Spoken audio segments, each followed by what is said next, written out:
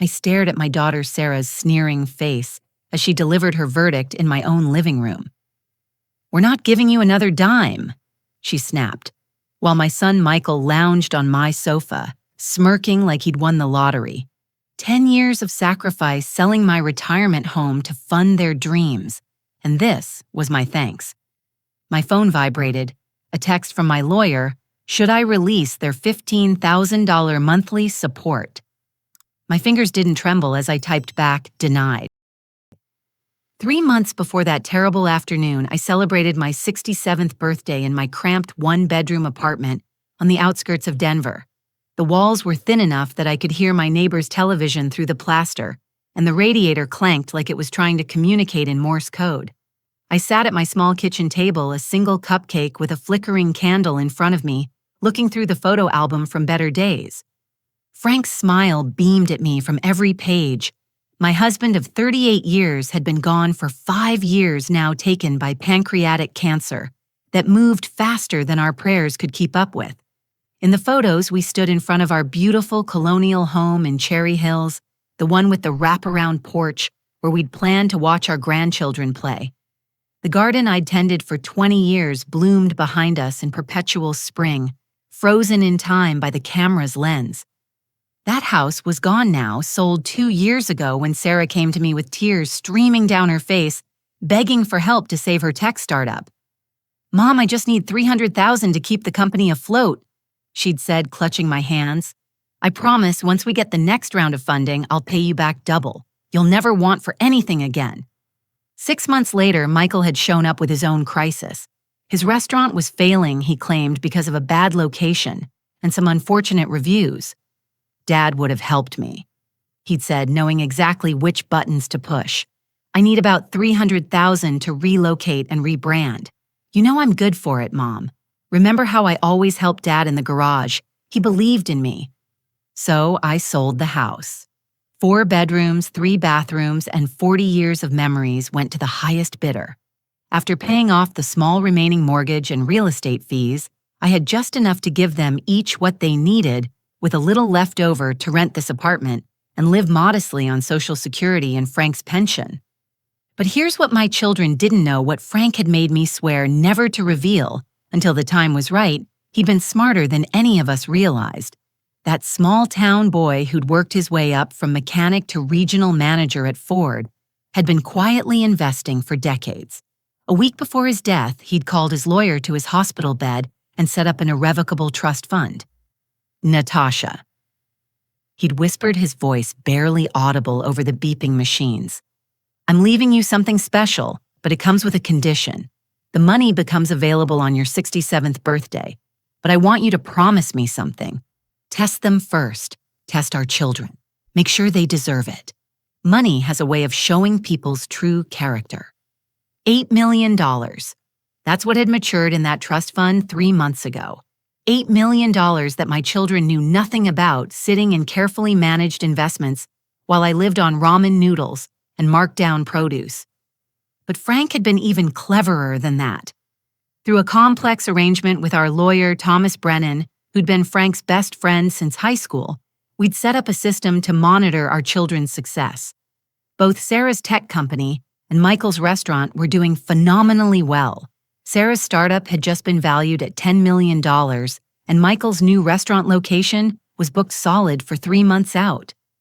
Yet they'd never offered to pay me back, not a penny. What they also didn't know was that the angel investors, who'd been pumping $15,000 a month into their businesses, were actually me. Thomas had created a shell company called Mountain West Ventures that funneled my money to them as monthly investments. I'd been supporting their lifestyles all along, testing to see if success would make them generous or greedy. As I blew out my lonely birthday candle that night, I already knew the answer. They'd been avoiding my calls for weeks. Sarah had canceled 3 lunch dates in a row, always with elaborate excuses about board meetings and conference calls. Michael simply didn't respond to my texts anymore, though I could see he'd read them. The last time I'd seen them together was at Easter dinner, which I'd hosted in my tiny apartment. They'd arrived late, spent most of the meal on their phones, and left early. Sarah had wrinkled her nose at my secondhand dining table and Michael had made a joke about the wine I'd served, comparing it to vinegar. Neither had offered to help with dishes. "Your children are doing very well," Thomas had told me during our monthly meeting. Sarah's company just landed a contract with Microsoft, and Michael got a write-up in Westward calling his restaurant the hottest reservation in Denver. "And yet my phone never rings," I'd replied. Thomas had adjusted his glasses. A gesture I'd learned meant he was choosing his words carefully. Natasha Frank was a wise man. He suspected this might happen. That's why he built in so many safeguards. The question is, what are you going to do about it? I thought about that conversation as I cleaned up my birthday cupcake alone in my kitchen, while somewhere across town my children lived in luxury apartments and drove cars worth more than I'd seen in 5 years. Frank had always said that money was like water, it found its own level. He was right. It had shown me exactly what level my children operated on. The next morning, I'd started phase 2 of Frank's plan. I called Sarah first, deliberately timing it for her lunch hour when I knew she'd be free. "Mom, I'm in a meeting." She answered, though I could hear restaurant noise in the background. "I just wanted to see if you might have time for coffee this week," I said. "It's been so long since we've caught up." "God, Mom, I'm swamped. The company is exploding. We're hiring like crazy. I barely have time to sleep." She paused, and I heard her talking to someone else, laughing at something they said. "Look, maybe next month I'll have my assistant call you." Her assistant never called. Michael was even more direct. "Mom, I can't talk right now. The dinner rush is about to start." "It's 2 in the afternoon, sweetheart." "We're doing prep. Look, what do you need?" "Just to see my son. Maybe you could come by for dinner Sunday." "Can't. We're booked solid. Private party for some Broncos players. Hey, actually, speaking of which, you haven't been telling people you're my mom, have you? I'm trying to build a certain image here, and having people know my mother lives in..." He paused. That neighborhood might give the wrong impression." The words hit like a physical blow. That neighborhood. As if poverty was contagious, as if struggle was shameful. I thought of all the nights I'd worked double shifts at the hospital while they were growing up, making sure they had everything they needed. I thought of Frank coming home covered in grease from the shop before he got promoted, never once ashamed of honest work. "I haven't told anyone anything," I said quietly. "Good, keep it that way. I've got to run." He hung up without saying goodbye. That's when I decided to implement the next phase of Frank's test. I began documenting everything, keeping a journal of every interaction, every broken promise, every excuse. Thomas helped me set up recording devices, all legal under Colorado's one-party consent law. I wanted evidence not for any court, but for my own sanity. Sometimes when people gaslight you long enough, you start to wonder if you're the crazy one. The patterns became clear quickly. Sarah would only contact me when she needed something, usually for me to sign something or provide some family history for a background check. Michael reached out even less, only texting, when he needed my social security number for some form or another. Neither ever asked how I was doing, if I needed anything, or if I was healthy. They'd learned I was living on a fixed income, but instead of offering help, they'd started treating me like a burden. Sarah had joked about me not ordering appetizers when she'd grudgingly taken me to lunch for my birthday. Michael had suggested I should apply for food stamps, since my generation had created them anyway. Meanwhile, I watched through Thomas's reports as their wealth grew. Sarah had bought a $2 million condo in Lodo. Michael had purchased a house in Washington Park and a vacation cabin in Aspen. They drove matching Teslas, wore designer clothes, and took vacations to places Frank and I had only dreamed of visiting. And yet when my ancient Honda Civic finally died, neither offered to help. I took the bus, now 2 transfers, to get to the grocery store, standing in the cold at stops that barely had benches, let alone shelters. When I'd mentioned this to Sarah, she'd suggested I try Uber Pool. It's basically the same as the bus, but nicer. The night after my birthday, I'd sat down with all of Frank's letters, the ones he'd written in his final days. His handwriting, once so strong and steady, had grown shaky, but his words were clear. My darling Natasha, if you're reading this, you're probably wondering if our children have passed the test. I pray that they have, but I prepared for the possibility that they haven't. Remember, my love, that sometimes the greatest gift a parent can give their children is the opportunity to reveal their true character. And sometimes the second greatest gift is allowing them to face the consequences of that character. Be strong, be wise, and know that whatever you decide, I trust your judgment completely. 3 months. That's how long I waited and watched after my birthday, documenting their neglect, their greed, their casual cruelty. 3 months of declined invitations, unreturned calls, and broken promises.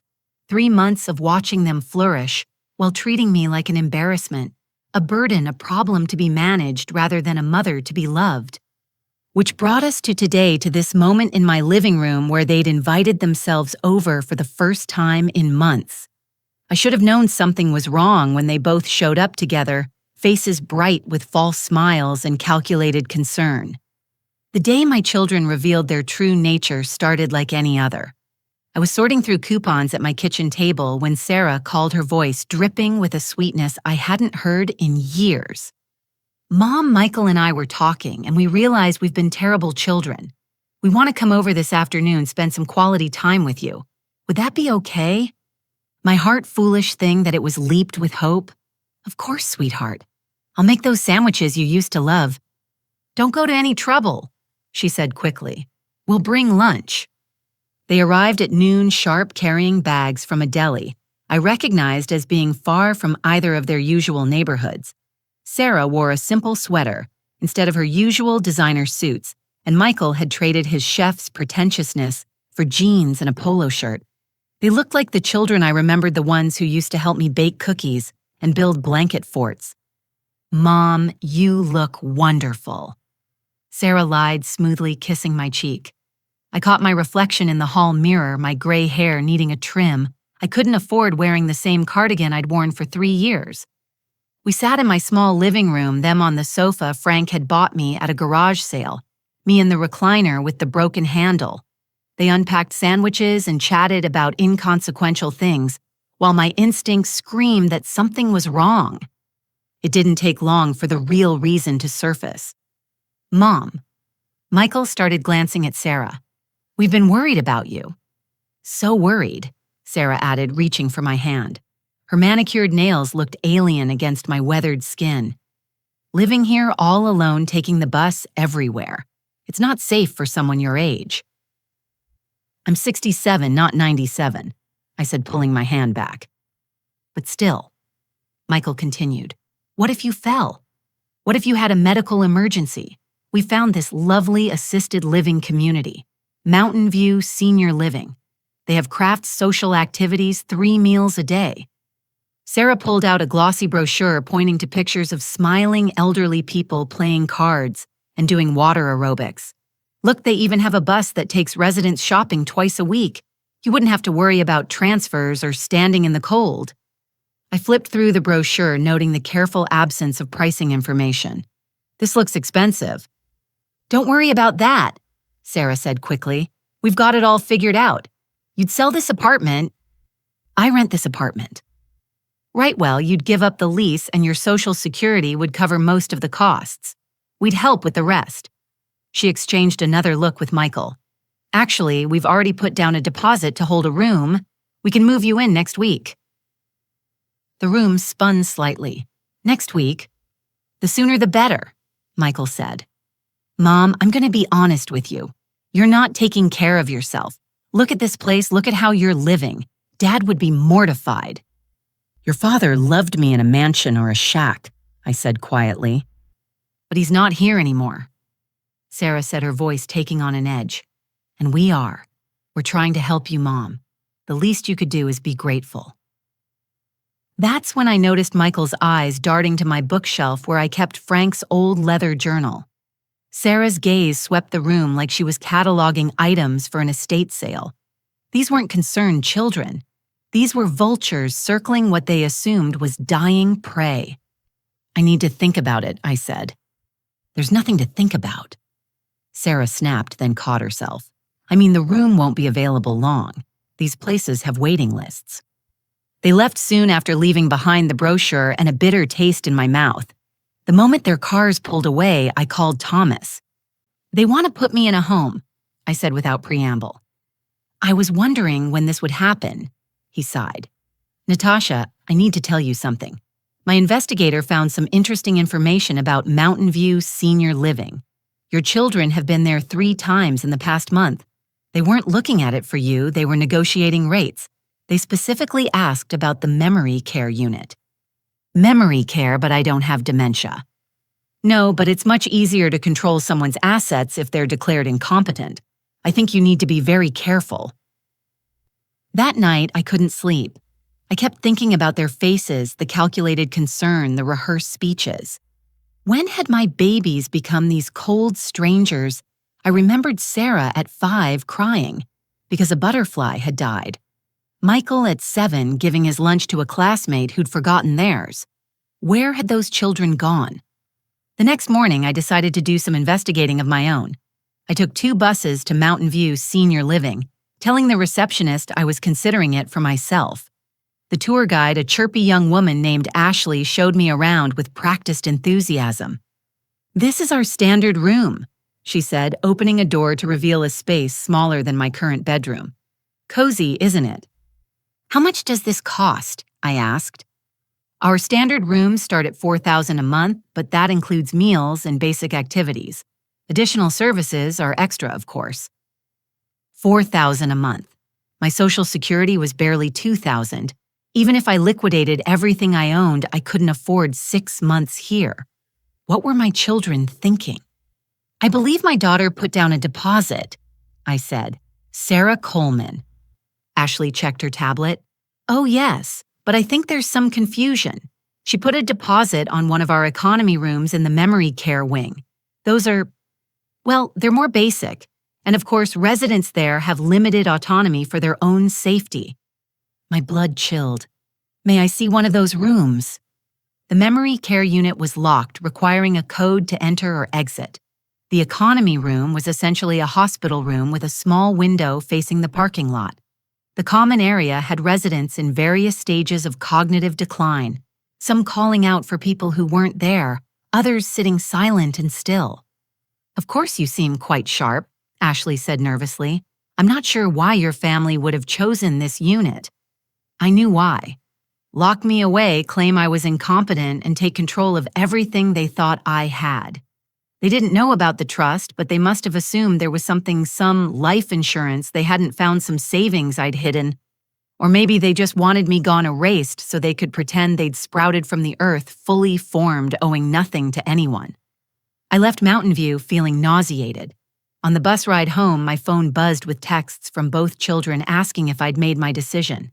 Sarah's last text was particularly telling. "Mom, we're only thinking of what's best. Don't be selfish." Selfish. I'd given them everything, and wanting to keep my freedom was selfish. That evening, I set up the recording app Thomas had showed me how to use. If they wanted to play games, I needed evidence. I didn't have to wait long. Sarah called that night, and this time she didn't bother with sweetness. "Mom, we need you to sign some papers. Power of attorney just in case something happens. It's standard for people your age." "I already have a power of attorney," I said truthfully. "Thomas Brennan has handled our family affairs for 40 years. That old man, Mom, you need family looking out for you, not some lawyer who probably charges you for every phone call. Thomas has never charged me for a phone call in my life." "Look," her voice hardened, "we're trying to help you here. Michael and I have successful businesses. We know how to handle money. You clearly don't, or you wouldn't be living like this." "Living like this because I gave you everything I had." "Oh, please. You sold that house because you couldn't maintain it. Don't try to guilt us now. We've made something of ourselves despite having parents who never understood ambition." Despite. The word hung in the air like a slap. Frank, who'd worked 16-hour days to pay for their college. Me, who'd turned down a promotion to head nursing because it would have meant traveling away from them. "I need to go," I said. "We'll be over tomorrow with the papers. And Mom. We're done discussing the senior living situation. It's happening whether you cooperate or not. We can do this the easy way or the hard way." After I hung up, I sat in my kitchen and cried. Not for myself, but for the children I'd lost somewhere along the way. The ones who'd been replaced by these strangers who saw me as an obstacle to overcome a problem, to solve a loose end to tie up. That's when something strange happened. The tears stopped. Just like that. I wiped my face, made myself a cup of tea, and called Thomas. "I need you to accelerate everything," I said. "They're coming tomorrow with power of attorney papers." "Natasha, are you sure you're ready for this?" I thought about Frank, about his final test, about the trust he'd placed in me to do the right thing. I've never been more ready for anything in my life. The next phase was about to begin. My children thought they were dealing with a week-old woman who'd roll over at the first sign of pressure. They were about to learn that the apple doesn't fall far from the tree, and their father hadn't married a pushover. He'd married a fighter. They'd just forgotten that because I'd spent so long fighting for them instead of against them. But that was about to change. Sarah wanted to do this the hard way fine. I'd been doing things the hard way my whole life. The difference was, this time I wouldn't be doing it alone. I had Frank's ghost, Thomas's loyalty, and 8 million reasons to show my children that sometimes the biggest mistake you can make is underestimating your mother. The recording app continued running as I prepared for battle. Every conversation, every threat, every lie would be documented. They wanted to play dirty. They had no idea that the woman who'd raised them had learned from the best. Frank used to say I had a poker face that could fool the devil himself. Time to put it to the test. The morning after Sarah's threatening phone call, I met Thomas at his office. The building was the same one Frank had first brought me to 40 years ago when we were young and needed a will because I was pregnant with Sarah. Thomas had aged alongside us, his hair now silver, his face lined with the wisdom that comes from decades of watching families rise and fall. "I've arranged everything," he said, sliding a business card across his mahogany desk. "Margaret Chen is the best private investigator in Denver. Discreet, thorough, and completely trustworthy. She specializes in family matters."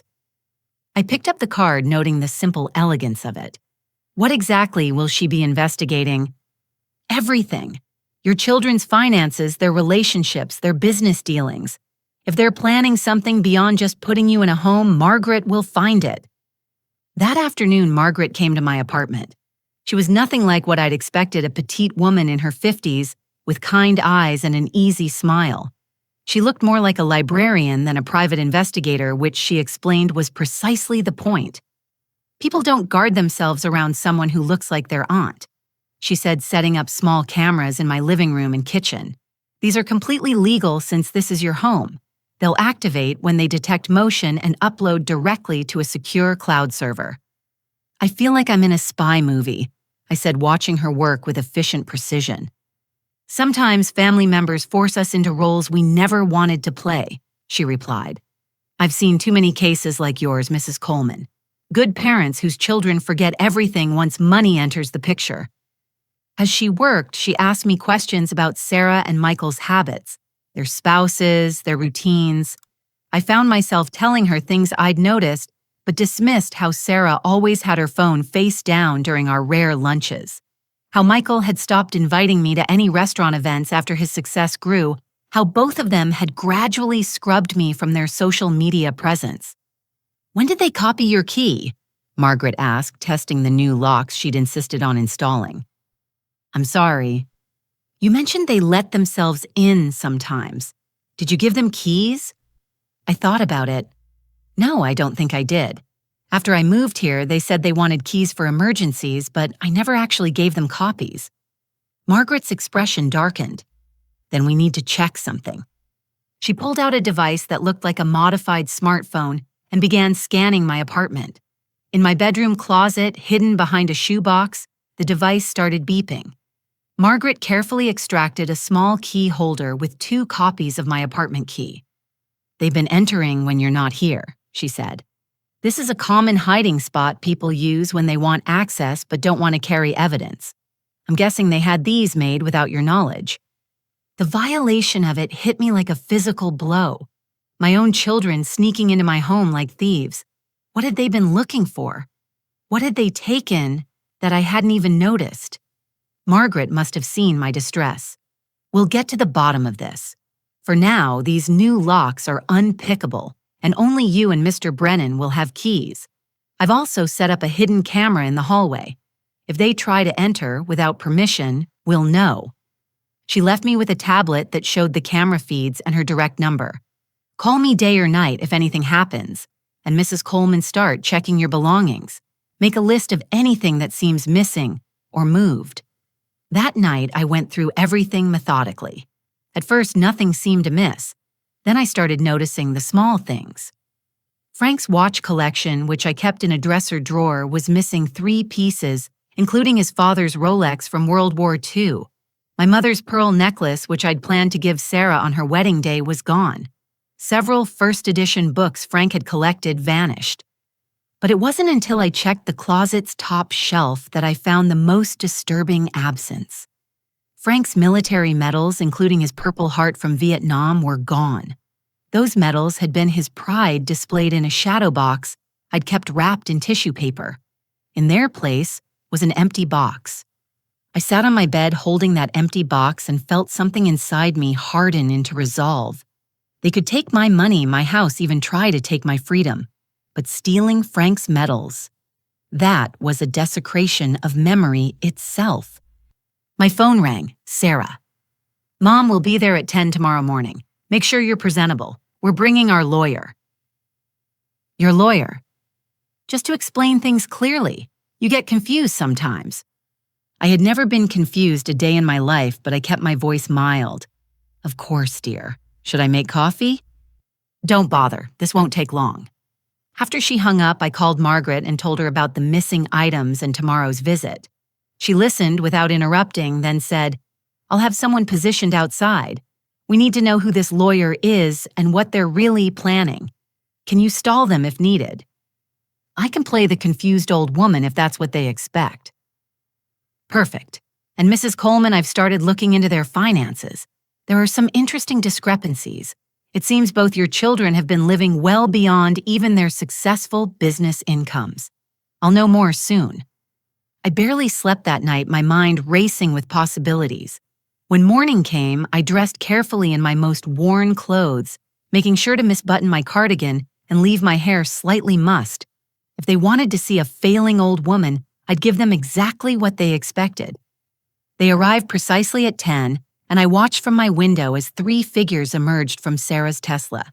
Sarah and Michael, dressed in severe business attire, flanked a man in an expensive suit carrying a briefcase. He looked like the kind of lawyer who specialized in taking advantage of the elderly, all artificial smiles and practiced concern. I opened the door before they could knock, adding a slight tremor to my voice. Oh, you're here already. I just woke up. Time gets away from me these days. Sarah's eyes lit up with satisfaction. That's why we're here, Mom, to help. This is James Hartwell, our attorney. Hartwell extended a manicured hand. Mrs. Coleman, what a pleasure. Your children have told me so much about you. I'll bet they have, I thought. But I smiled vaguely and led them inside. They arranged themselves in my living room like a tribunal, Hartwell placing documents on my coffee table with ceremonial precision. Mrs. Coleman, he began in a voice dripping with condescension, your children are concerned about your welfare. They've noticed some troubling signs of confusion, memory loss, difficulty managing daily tasks. I asked, blinking slowly. You forgot Michael's birthday last month, Sarah interjected. Michael's birthday was in June. It was October. I hadn't forgotten anything, but I nodded sadly. Oh dear, I didn't I? And there was that incident at the bank, Michael added. There had been no incident at any bank, but I played along. The bank? Yes, that was embarrassing. Hartwell smiled like a shark scenting blood. These things happen as we age. That's why we've prepared some documents to help protect you. A simple power of attorney giving your children the ability to help manage your affairs. I picked up the papers pretending to squint at them. In reality, I was photographing each page with the small camera Margaret had given me, disguised as a reading glasses case. This seems like a lot of legal words, I said after a few minutes. Maybe I should have someone look at this. Who would you have look at it? Sarah asked, her tone sharp. That old lawyer who's probably taking advantage of you. Thomas has been very kind. Mom. Michael leaned forward. We're your family. We love you. Why would we do anything that wasn't in your best interest? Because you're greedy, lying thieves, I thought, but I let my face crumple as if I might cry. Frank always said to be careful with legal papers. Dad's gone, Sarah said coldly, and he left you in this situation. Let us fix what he couldn't. The casual cruelty of blaming Frank for their greed almost broke my composure. I stood up shakily. I need some water. Would anyone else like some? Sit down, Mom, Sarah commanded. We're not done. I really need my pills. I improvised. My heart medication. The doctor says I can't miss a dose. I shuffled to the kitchen knowing the cameras were recording everything. At the sink, I took my time listening to their hushed conversation in the living room. She's worse than I thought, Sarah whispered. We might need to accelerate the timeline. The memory care unit has an opening next week, Michael replied. If she signs today, we can have her placed by Monday. What about the house search? Hartwell asked. You're sure there are assets? There have to be, Sarah hissed. She didn't just give us everything. I've been through her bank statements. There's money hidden somewhere. I returned with my water and a bottle of aspirin, making a show of struggling with the cap. Michael took it from me, opening it with barely concealed impatience. Now, Hartwell continued, if you'll just sign here, here, and here, your children can start helping you immediately. I picked up the pen, then paused. What happens to my things? My photos? Frank's books? We'll take care of everything, Sarah said. Don't worry about belongings. Where you're going, you won't need much. Where I was going, like I was already luggage to be shipped off. I started to sign, then stopped. I'm feeling dizzy. Can we do this another day? Just sign the papers, Mom, Michael said through gritted teeth. I let the pen shake in my hand, then dropped it. I'm sorry, maybe after my nap. Sarah stood abruptly. This is ridiculous. Hartwell, what are our options? The lawyer packed his briefcase with practiced efficiency. Given what I've observed, we have grounds for an emergency guardianship petition. Clear signs of dementia, inability to manage affairs, resistance to necessary care. I can file by tomorrow. Do it, Sarah said. We'll be back with a court order if necessary. They left without saying goodbye, the door slamming behind them. I waited 10 minutes, then called Margaret. Did you get all that? Every word, she confirmed. My colleague followed Hartwell. Interesting thing, he's not a family lawyer. He specializes in estate theft from the elderly. He's been investigated twice by the Bar Association, but never formally charged. What about the emergency guardianship? Thomas is already on it. He'll file a preemptive motion. But Natasha, I need to tell you what I found about your children's finances. Both of them have been taking out loans against their businesses, huge amounts that don't match their reported expenses. They're in deep debt despite their success. I think they're desperate, which makes them dangerous. I thought about the empty metal box, the missing watch, the casual cruelty in their voices. They're already dangerous. The question is, what else are they planning? I'm about to find out. I've arranged to bump into Patricia Michael's wife at her yoga class tomorrow. Sometimes spouses know more than they realize. And I have a contact who works at the country club where Sarah's husband, James, plays golf. Rich men talk when they drink, especially about their wives. That night, I sat with Frank's remaining photos, the ones they hadn't found to steal. In our wedding picture, we stood young and hopeful, ready to face whatever came together. He'd kept his promise to love and protect me until death. Now it was my turn to keep mine to protect what he'd left behind and ensure it didn't fall into unworthy hands. The battle lines were drawn. They thought they were fighting a confused old woman for her meager savings. They had no idea they were about to face someone who'd learned strategy from a man who'd survived war-raised children through poverty and built a fortune through patience and planning. I looked at Frank's smile in the photo. The test is almost over, my love. They failed just like you feared they might. But don't worry, I know exactly what to do about it. The morning after my children's ambush with their lawyer, I woke with a strange sense of calm. Frank used to say that the moment before a storm was always the quietest, and that's exactly how I felt, standing in the eye of a hurricane my children had created, watching them spin around me in their greed and desperation. Margaret called early with her first report from the field. I had coffee with Patricia after her yoga class. Your daughter-in-law is quite the talker when she's nervous, and she's very nervous right now. What did she say? She thinks you're loaded. Apparently, Michael convinced her that Frank had secret offshore accounts, hidden investments something worth millions. She kept asking about your habits, whether you ever mentioned banks in Switzerland or the Cayman Islands. I played along, pretending to be a financial advisor looking for new clients. I almost laughed at the irony. They were right about the millions, just wrong about the location. The money wasn't hidden in some exotic offshore account. It was sitting in a trust at First National Bank of Denver, managed by Thomas with all the appropriate taxes paid and paperwork filed. There's more, Margaret continued.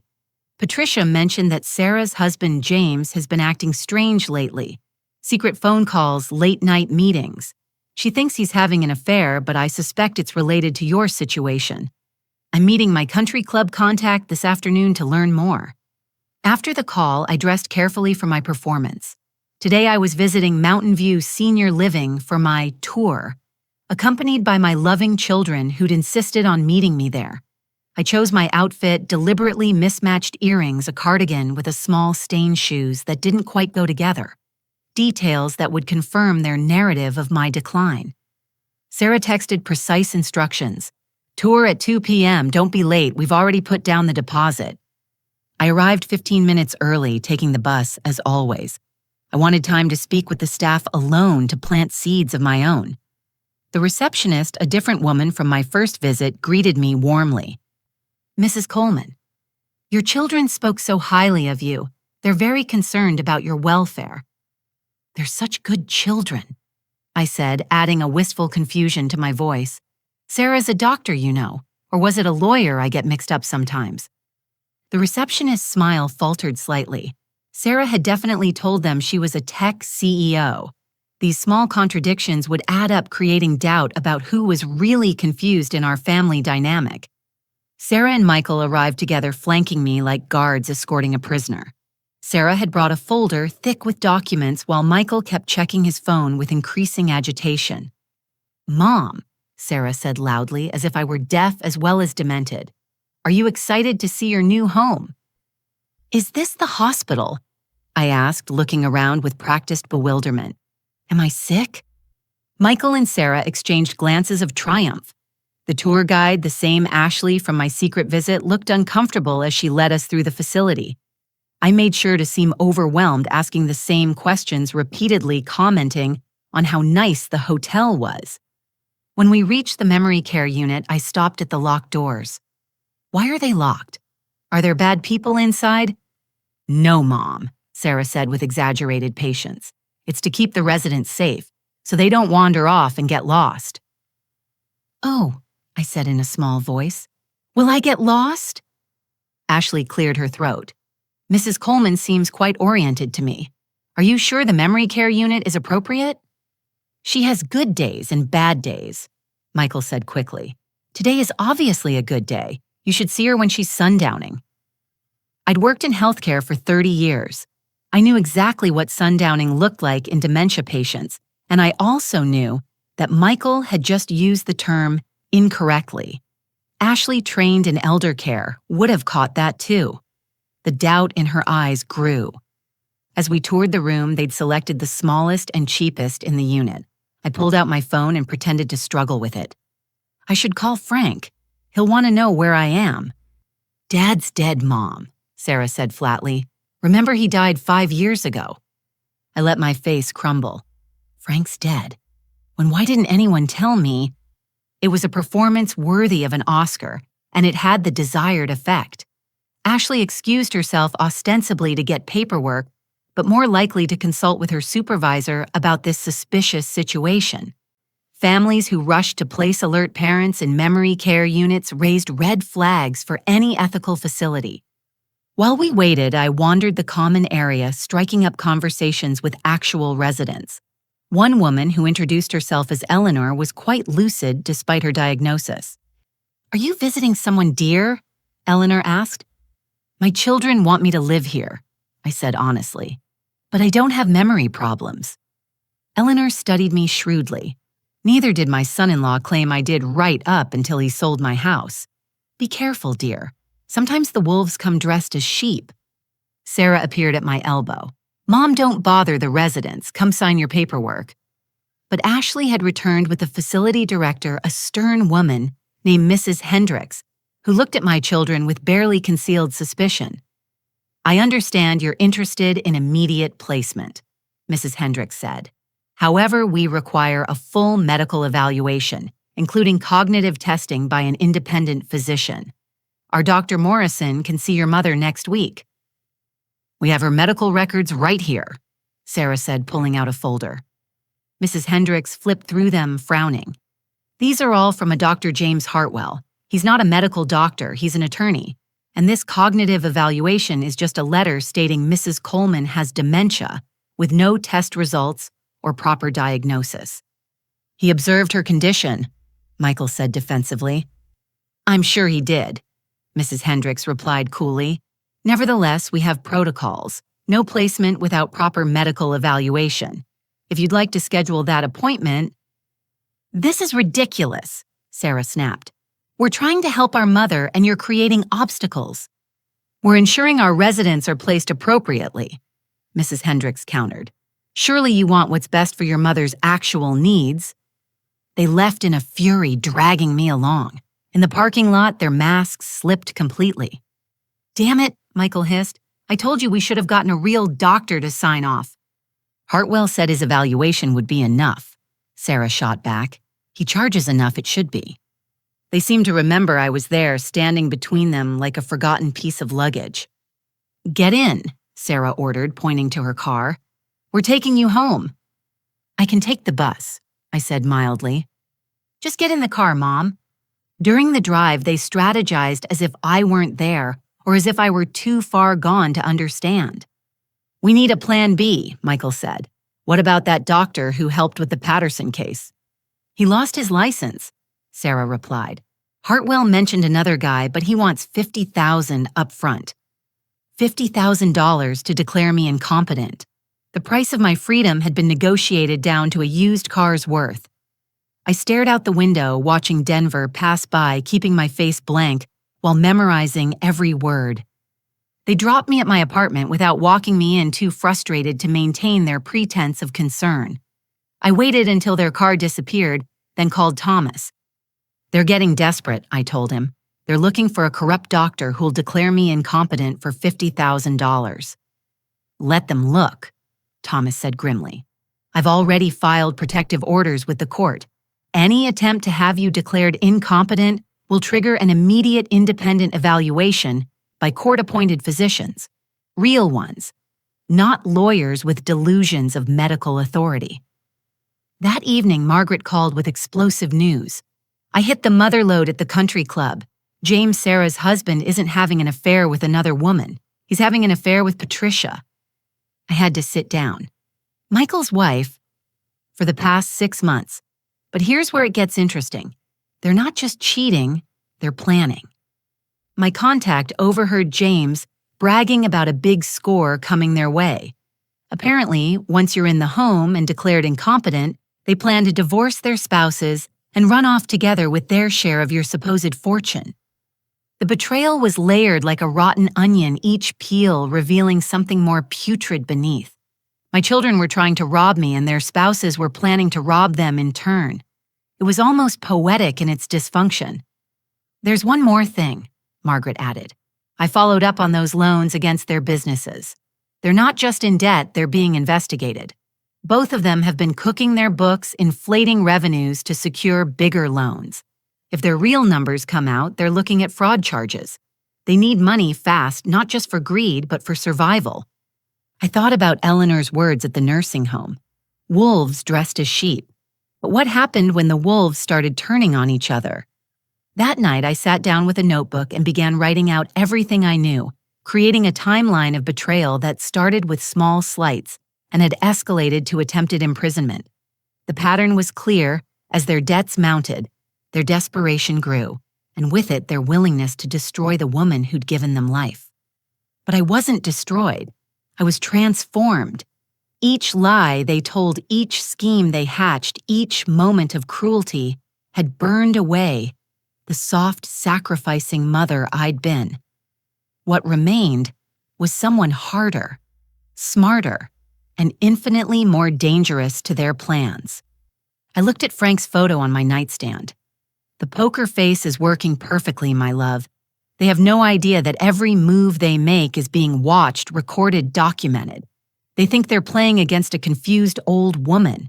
They're about to learn they're playing against the house, and the house always wins. My phone buzzed with a text from Sarah. We're handling the doctor situation.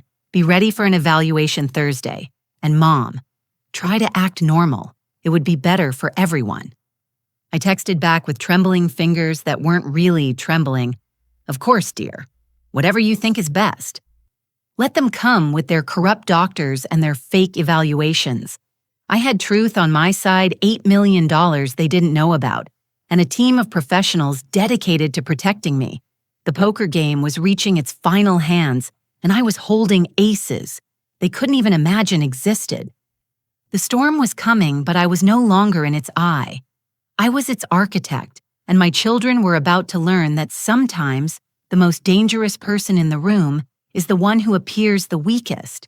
They'd taught me that, after all, with their lies and their schemes and their greed. Class was in session and their education was about to get very expensive.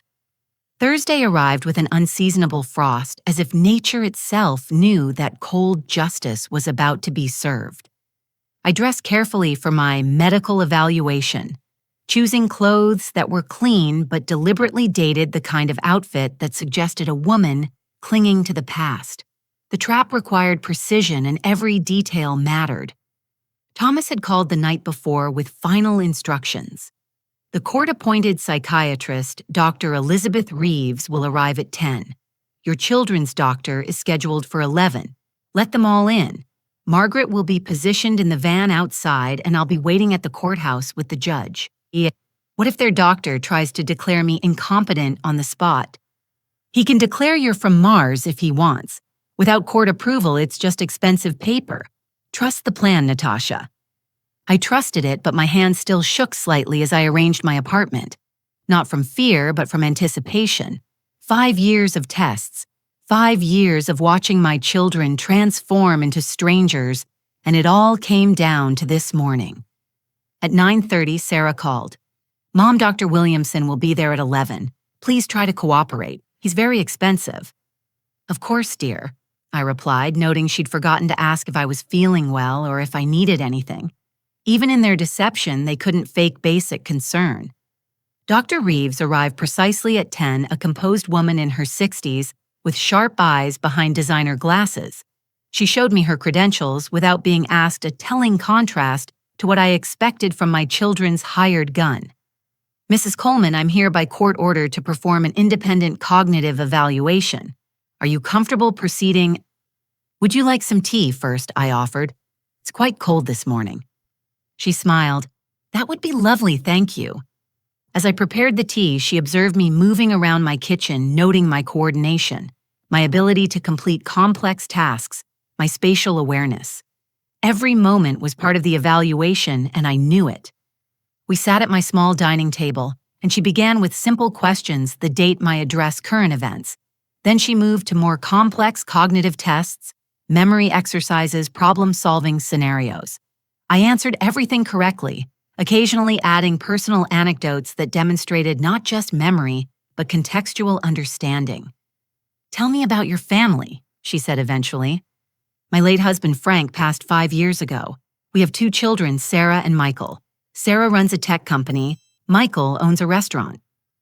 I paused, then added with calculated sadness, they're very successful, very busy. Do they visit often? They're concerned about my welfare. I said carefully. They want what's best for me. Dr. Reeves made a note. And what do you think is best for you? To live independently as long as I'm able. To make my own choices. To be treated as an adult with agency rather than a problem to be solved. She looked up from her notes, studying me intently. Have you experienced any memory problems? Confusion, difficulty managing daily tasks? I'm 67 years old, I said with a slight smile. Sometimes I forget where I put my reading glasses. Sometimes I have to check my calendar twice to remember appointments. But I manage my medications, pay my bills on time, cook my own meals, and navigate public transportation across Denver without difficulty. I'd say I'm aging normally, wouldn't you? I would, she agreed.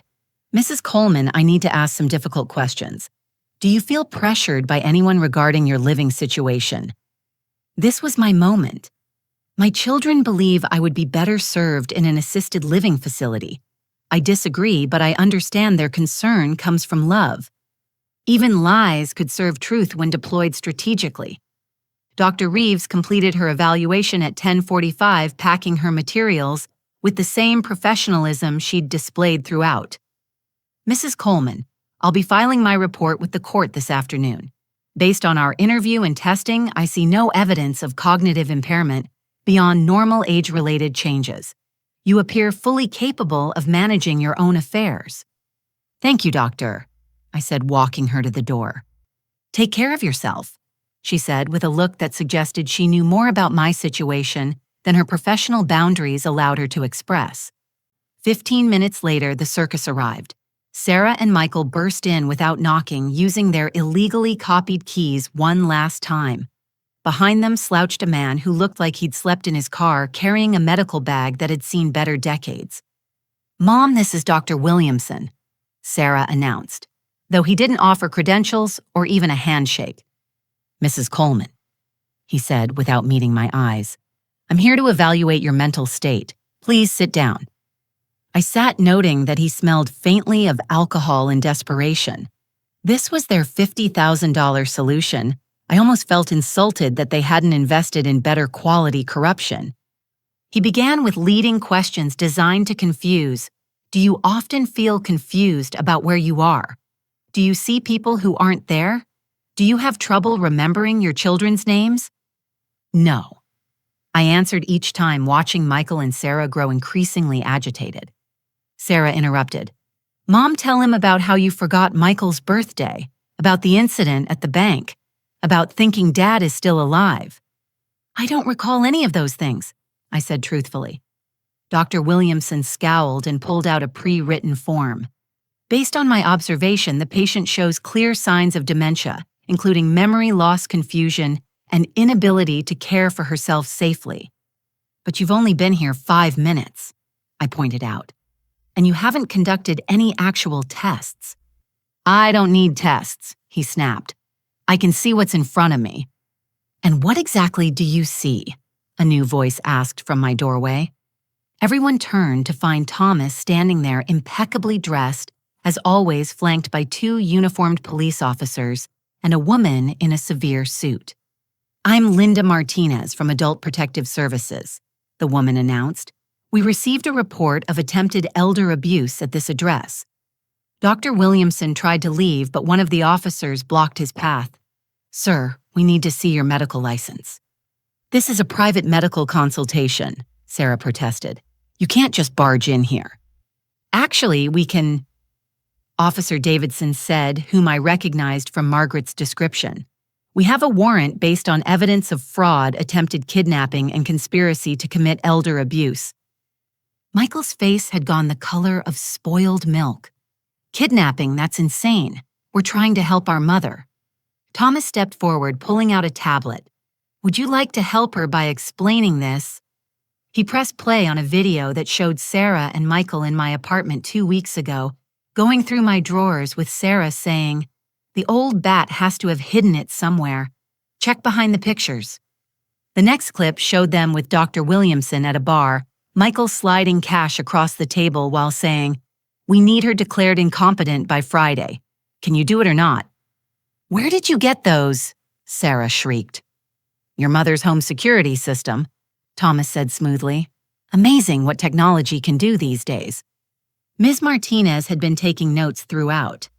Mrs. Coleman, do you feel threatened by your children? This was the moment I'd practiced in the mirror, the moment where truth would finally have its day. I stood up slowly, letting decades of suppressed disappointment show on my face. My children.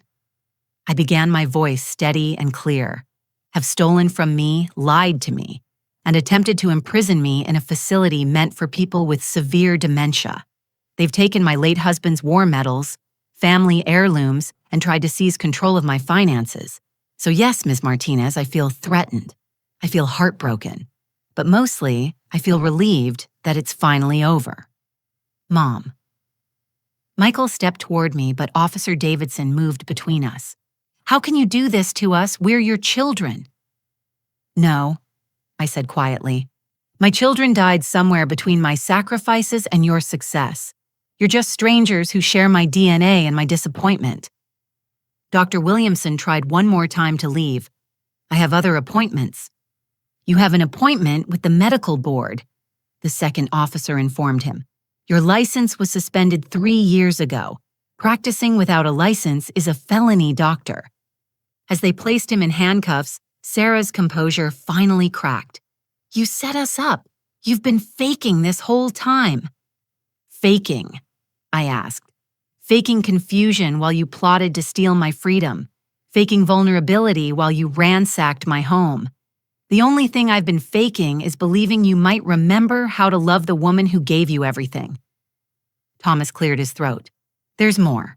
Mrs. Coleman, would you like to tell them about the monthly payments?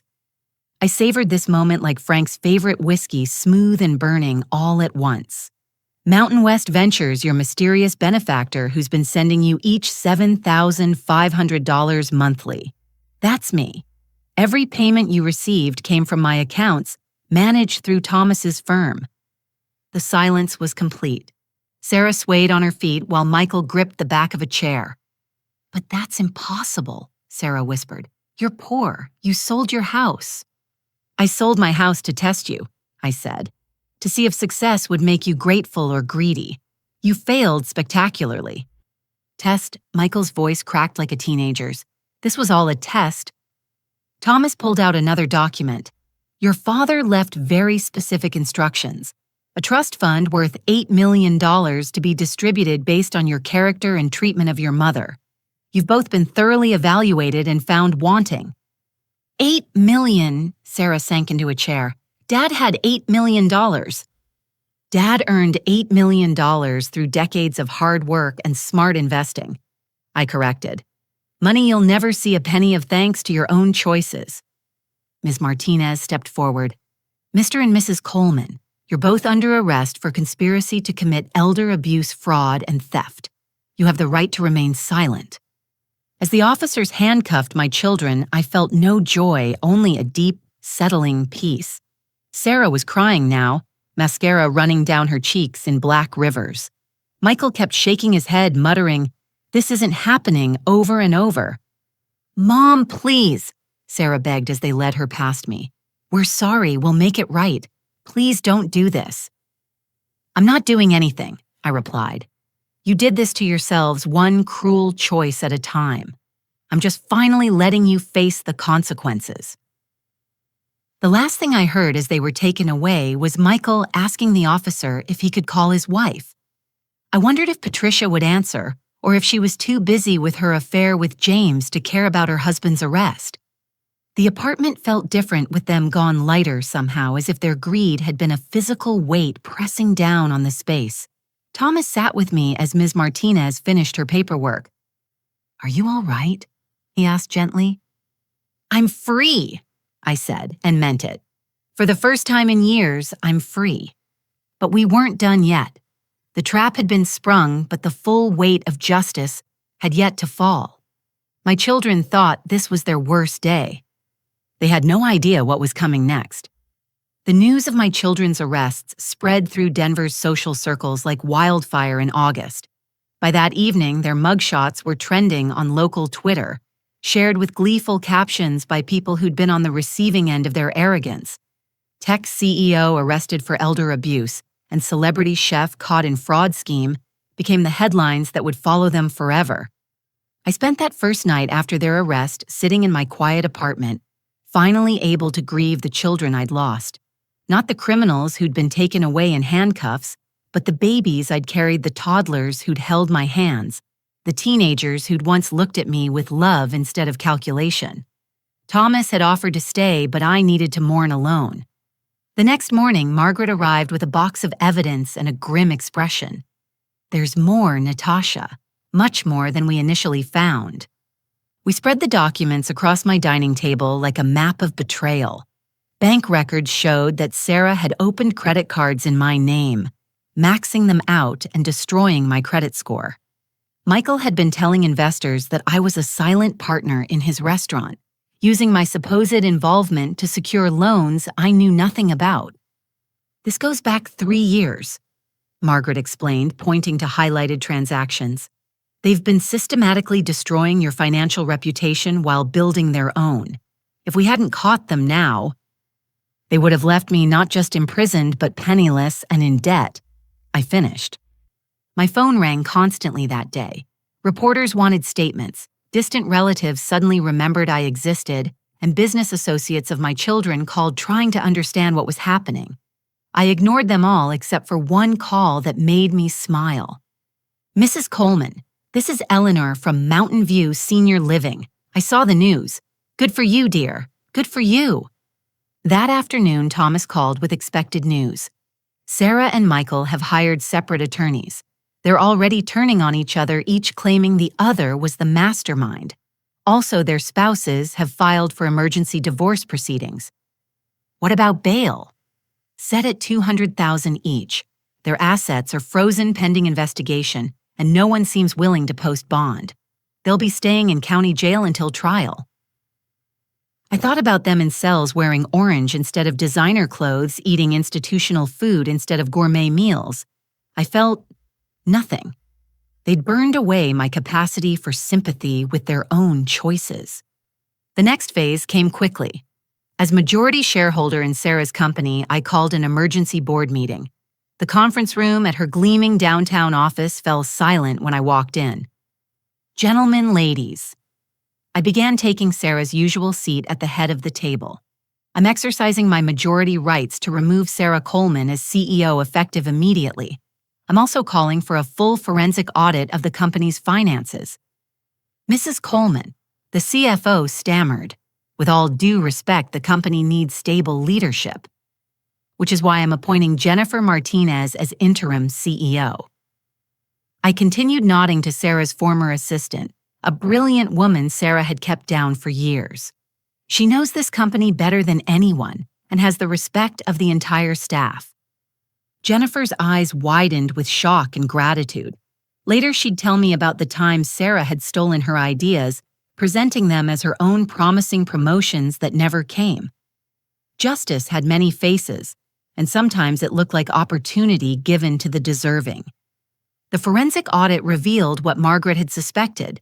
Sarah had been inflating revenue numbers, moving money between accounts to create the illusion of growth.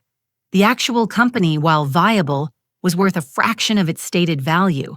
The investors were furious, lawsuits were filed, and Sarah's reputation in the tech world evaporated overnight.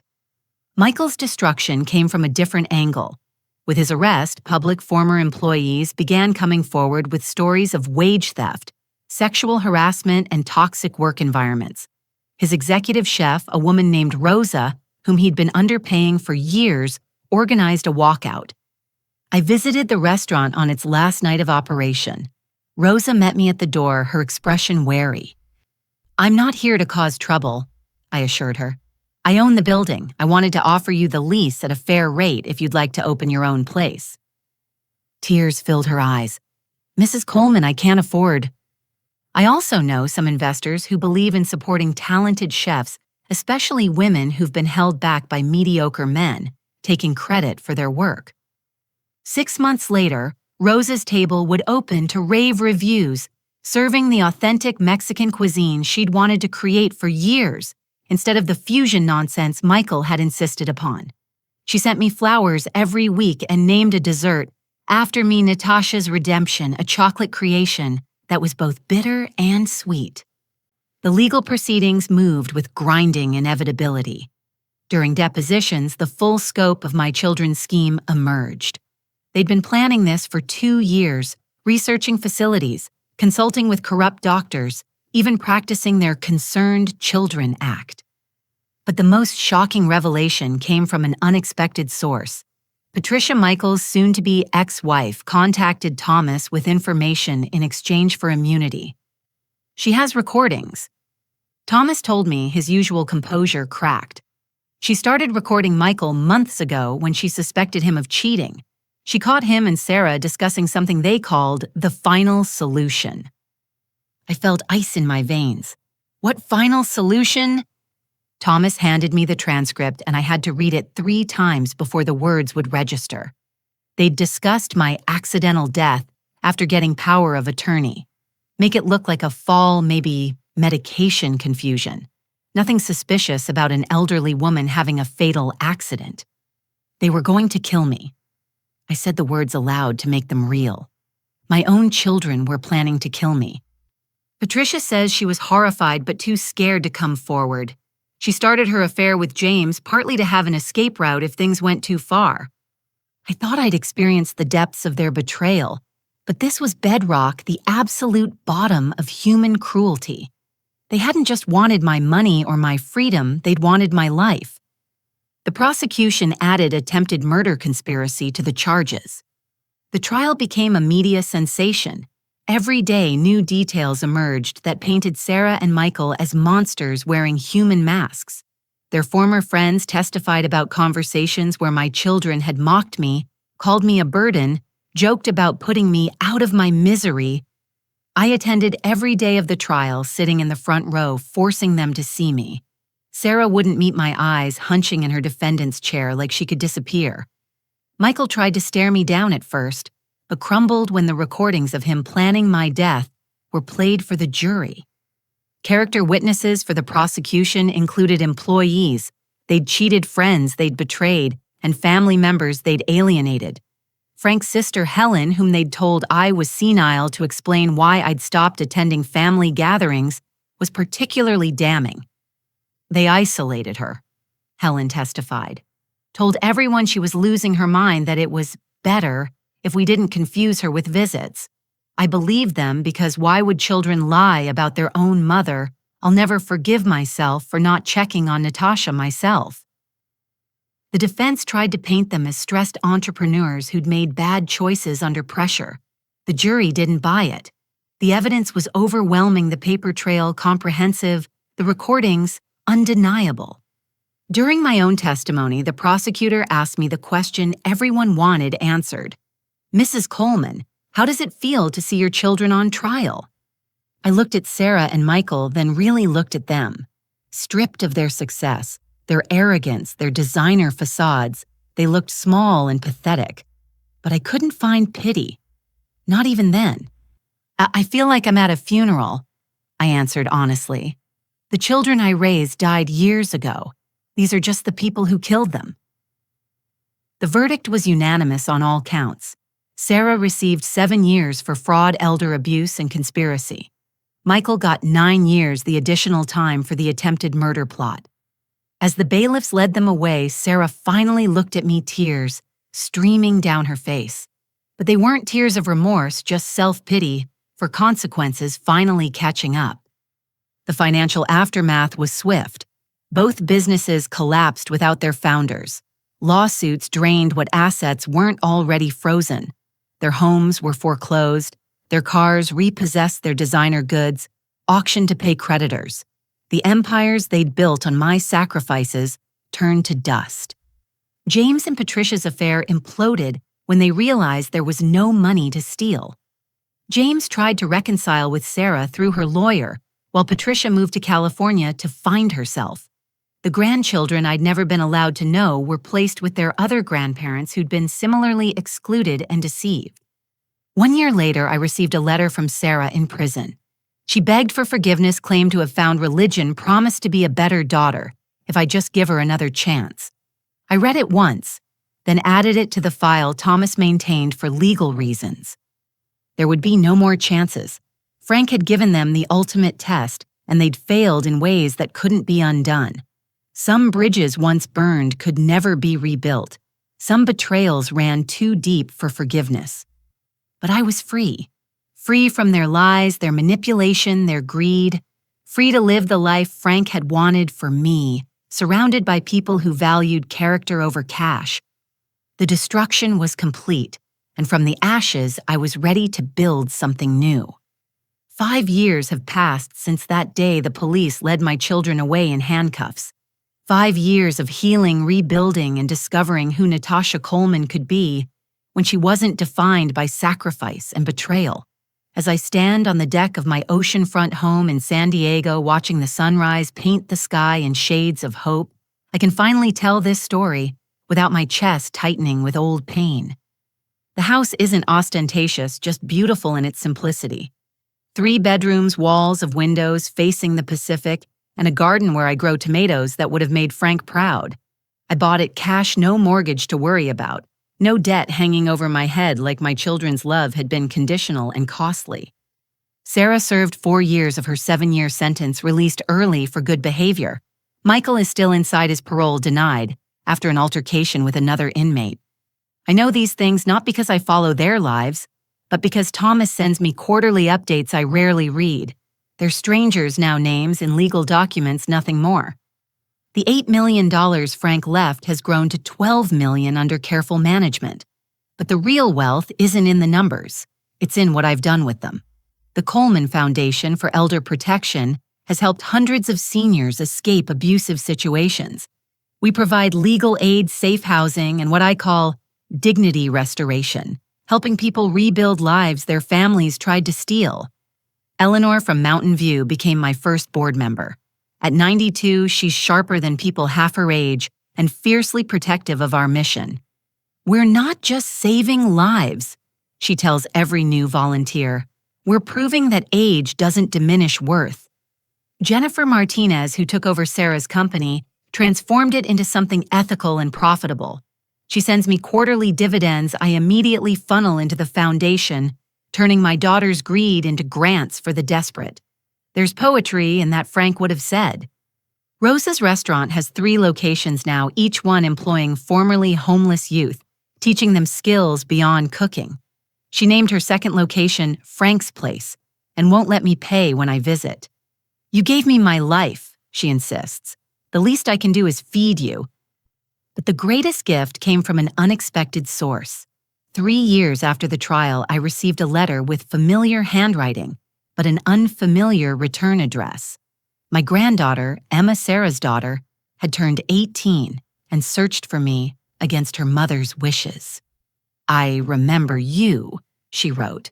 Not much, but glimpses. You smelled like vanilla and read stories with different voices for each character. Mom told us you were sick, dangerous even. But I watched the trial coverage when I was older. I know what they did. I know who the real danger was. We meet monthly now, Emma and her brother David, rebuilding relationships their parents tried to sever. They're in college, funded by trust funds I established beyond their parents' reach. Emma studies social work driven by our family's dark history to help others. David is in law school, determined to protect the vulnerable from predators like his parents. Do you forgive them? Emma asked recently, her eyes. Frank's eyes searching my face for answers I'm not sure I have. Forgiveness is complicated, I told her. I've released the anger because it was poisoning me, but forgiveness that would require remorse on their part, genuine understanding of the harm they caused. Last I heard, your mother still tells people, I stole her company, and your father blames everyone but himself. So no, I don't forgive them. But I don't let them occupy space in my heart anymore either. The grandchildren understand. They've had their own journey through betrayal, learning their parents had lied about everything, including me. We're building something new together, untainted by the past, but informed by its lessons. Sometimes I volunteer at the senior center teaching technology skills to people society assumes can't learn. My students range from 65 to 98 each, proving that growth doesn't stop with gray hair. When they share stories of family members trying to control them, dismiss them, warehouse them, I hand them the Foundation's card. You have value, I tell them. You have rights. You have options. Frank visits me in dreams sometimes, always smiling, always proud. You did it, Nat, he says. You passed your own test. Because that's what I've learned in these years of transformation. Frank's test wasn't just for our children, it was for me too. Would I let their betrayal define me? Would I become bitter, isolated, afraid to trust? Or would I take the ashes of our family and grow something beautiful? The answer surrounds me. In the Foundation's success stories, in Rosa's restaurants, in my grandchildren's laughter in the sunrise, I watch each morning with gratitude instead of dread. I chose growth. I chose purpose. I chose to transform pain into power that protects others. Last week, a woman called the Foundation's hotline, 70 years old, being pressured by her son to sign over her house. As I listened to her story, so similar to mine, I remembered that day in my cramped apartment when Sarah and Michael demanded I give them everything. You're not alone, I told her, and you're not powerless. Let me tell you what's possible when you decide your worth isn't negotiable. The life lesson is engraved on a plaque in the Foundation's lobby, words Frank would have loved. Your value doesn't diminish with age, it deepens with wisdom. Your worth isn't determined by what others can take from you, but by what you choose to give. And sometimes, the greatest gift you can give your children is the opportunity to reveal their true character and the strength to survive the revelation. Every morning I water my tomatoes and think about cycles. Seeds planted growth, tended harvest, gathered soil, enriched for the next planting. My children were a failed crop poisoned by greed and entitlement, but their failure enriched the soil for everything that came after.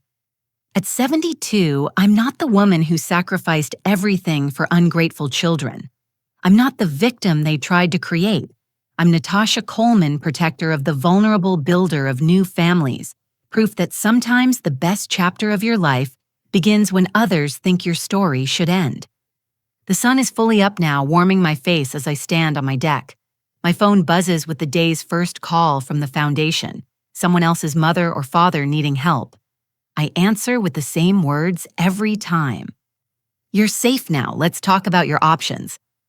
Because everyone deserves what Frank's final gift gave me, the chance to discover who you really are when the test comes, and the power to grade yourself. So let me ask you this. What would you have done in my place if the people you loved most revealed themselves as strangers who only saw your worth in dollar signs? Would you have had the strength to choose yourself? Have you ever had to set boundaries with family members who took your kindness for weakness? Share your thoughts below, and remember, you're never too old to stand up for yourself, and it's never too late to rebuild your life on your own terms. If this story resonated with you, please like and subscribe to hear more stories of triumph over betrayal. Share this with someone who needs to hear that their worth isn't negotiable at any age. Thank you for joining me on this journey. And remember, the best revenge isn't just living well, it's living free. Until next time, may you always know your worth and never let anyone, not even family, convince you otherwise.